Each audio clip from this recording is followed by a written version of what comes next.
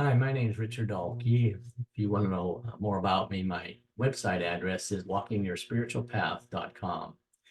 Today, I wanted to do a video on procrastination.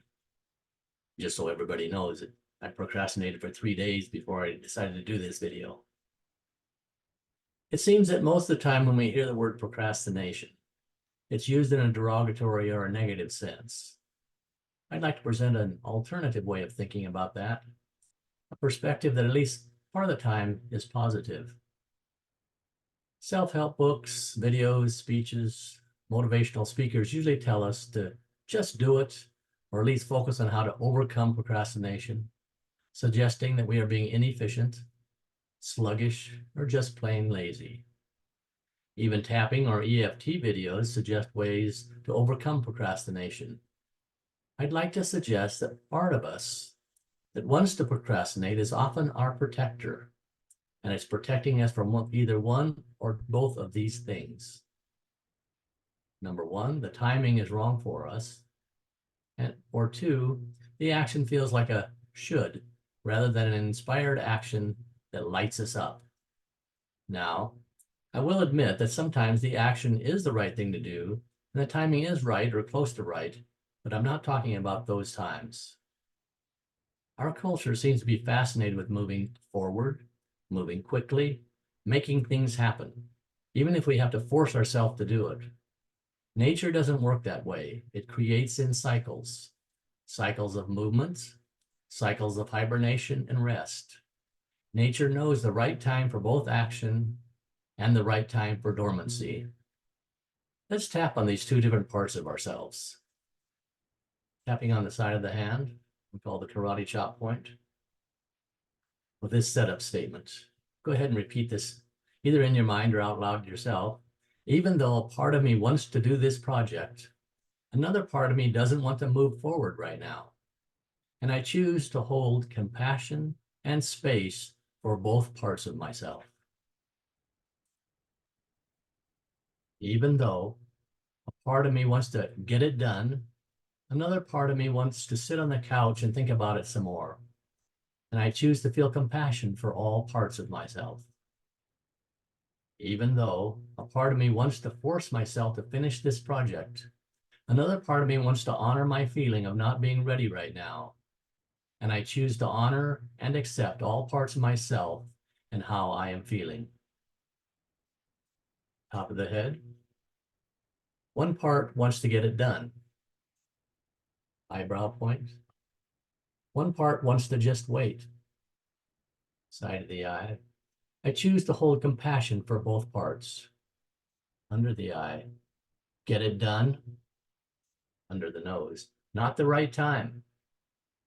Under the lip. Do it now. Collarbone point. Do it later. Under the arm. Don't do it at all. Top of the head. Is this the right thing for me to do? Eyebrow point. Doesn't quite feel right. Side of the eye. Maybe someone else wants me to do this. Under the eye. Maybe it's just my guilty conscience saying, I need to do this. Under the nose. Maybe it's my inner critic that's saying I need to do this. Under the lip. My intuition is saying, not the right time. Collarbone point. I want to honor my intuition. Under the arm. Inspired action isn't the same as forced action.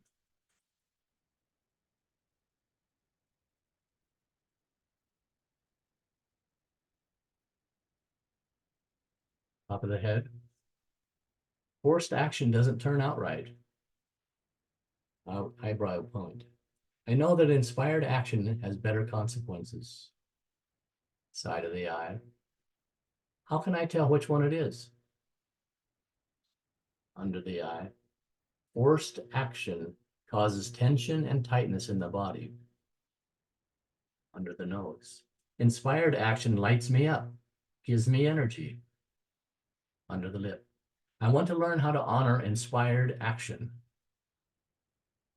Collarbone. point. I want to let go of forced action. Under the arm. I know I can take the right action when the time is right. Up of head. Inspired action. Forced action. Side of the eye. On the right path. Under the eye. On someone else's path. Under the nose. Sometimes action is the right choice. Under the lip. Sometimes inaction is the right choice. Collarbone point. I am in tune with my inner nature and awareness. Under the arm. Inspired action is the right choice. Go ahead and hold your hands over your heart. I would recommend meditating, walking in nature, petting your dog or cat, listening to inspiring music, whatever it takes to tune into your intuition. So you can tell the difference between forced action, which is ineffective and inefficient, and inspired action, which leads to extraordinary consequences. Thanks for listening.